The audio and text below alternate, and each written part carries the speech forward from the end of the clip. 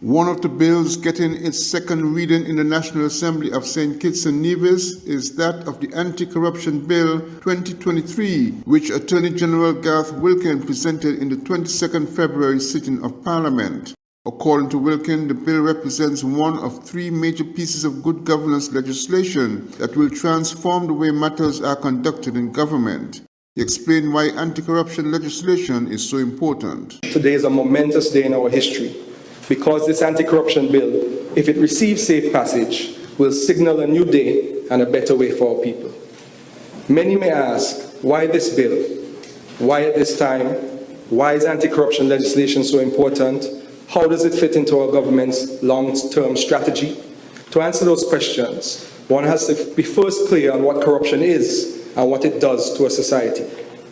At its core, corruption is the use of power for private gain. It is a societal ill motivated by greed and practiced by greedy men and women. The use of power for private gain involves abuse of the capacity or ability to direct or influence the behavior of others or the course of events.